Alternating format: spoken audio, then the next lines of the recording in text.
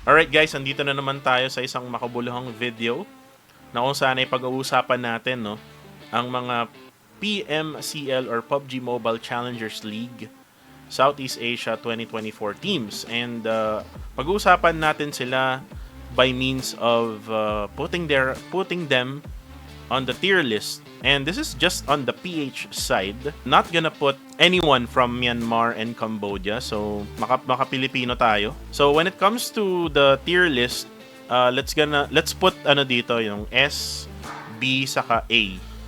Ay, S, A, B, rather. Alright, so yun.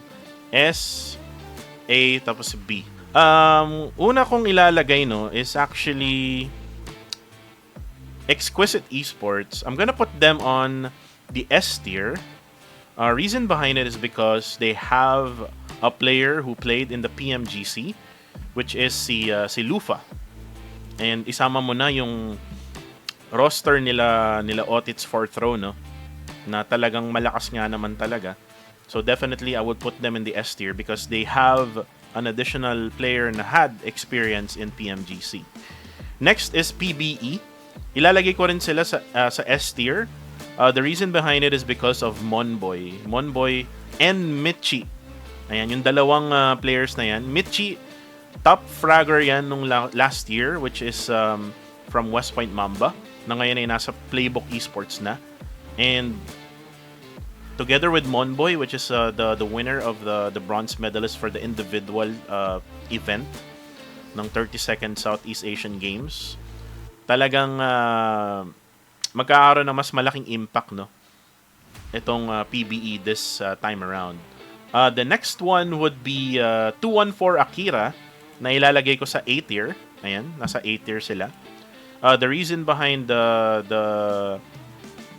nasa A tier sila is because they have experience when it comes to international tournaments, especially si Rankid, nakasama ng PBE before. And then isama mo na yung ibang mga players nila na for example si Wako, ayan. So we also have H2R.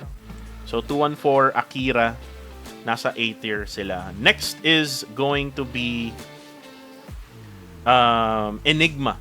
Enigma, they were like the second placed team ng PH from last year. What I mean by that is second best sila nung last year behind the Playbook Esports, and I would put them only at A tier this time around. Alright? So A tier ang Enigma. And siguro ang reason ko dito is walang gaanong change na nangyari. It's kinda like the same, pero meron silang inad na si FV, which is naglaro si FV for another team last year, which is yung Sin main team. FV can give firepower to Enigma, but ang tanong dito is, will he be consistent? Will he be consistent? Will the chemistry be there? Will Caps be able to be the big boy, ika nga, and will QB be able to lead the way para sa Enigma, and maybe even top itong mga PH squads, or maybe even getting over PBE. Diba? Yun yung tanong dyan eh. Next would be Harame Bro. I would put Harame Bro in the S tier. The reason behind it is just because nandito si Federales. With Federales now being added to Harame Bro, talagang sobrang ang laki na ng firepower nila. And then isama mo pa yung mind ni Few, and then isama mo pa yung fragging abilities ni Range, ni Dale. Ayan, grabe So talagang malakas tong team na to, Harame Bro. One of the teams na talagang inaabangan ko din na kung paano sila lalaban when it comes to international, like itong PMCL. I probably would see them getting a winner chicken dinner in the first day, probably. Yun yung iniisip ko kasi malaki yung chance talaga, especially with the smarts nga, yung talino na dadalhin ni Few together with Range, as they are both the IGLs for Harame Bro. Actually sila rin yung champion from PMNC, so they have the momentum, no, coming from that tournament. The next one would be STE, or yung dating Elevate Esports na ngayon ay tinatawag na Strangers Esports. By the way, Strangers Esports, kung di ako nagkakamali, no, correct me if I'm wrong na lang. Itong Strangers na to came from a Bangladeshi organization, kung di ako nagkakamali. Kasi that's where I found them. So anyways, kinuha nila yung team nila Newbie. And for Newbie and the gang, I would put them on the A tier.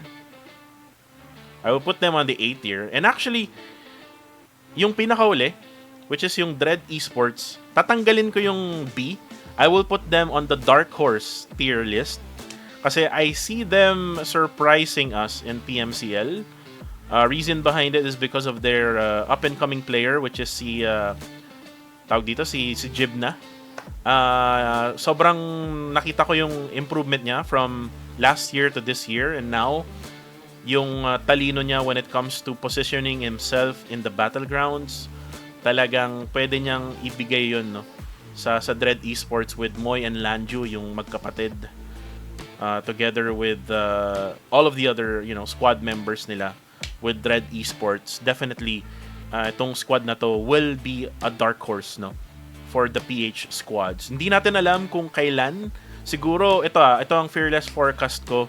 Siguro they will be adjusting in the first week or maybe in the first couple of days, but para sa akin they will be a dark horse in this tournament with all of the other PH, not really with all of the other PH, pero sila yung gugulat, no, sa lahat ng mga PH squads na, alam mo yun, yung syempre alam na natin na malakas yung Harami Bro, alam na natin na malakas yung Exquisite Esports, alam na natin na malakas yung 214, yung Enigma, yung STE, saka yung Playbook Esports, pero syempre yung Dread Esports, parang ano siya, sin main team pero nagbago ng lineup. And this is a lineup na mas pinabata pa, mas bago sa international scene, and let's see, no, kung magagawan nga ba nila ng paraan to actually be the dark horse talaga, or you know, might be the champion, or maybe top 2, top 3, diba, in the whole PMCL. Pero yun nga, malakas din naman kasi yung kalaban nila na Myanmar and Cambodia and Singapore, especially Genesis Esports na, alam mo yun, na naglaro sa PMGC nung nakaraan. So expect that Genesis Esports would be, you know, on top all the time. But malaki ang kutob ko na mas malakas na ang Pinas ngayon for 2024, and I hope to see them win as many as they can, no, with winner chicken dinners, para masaya ang buong sambayan ng Pilipino. Pero yun nga guys, ito na yung aking tier list, and maraming salamat ulit sa aking editor na si Ire, and maraming salamat sa lahat ng mga sumusuporta, no, ng mga PH squad sa PMCL, and also sa akin, KukuTV. Guys, see you on the next video. Maraming salamat.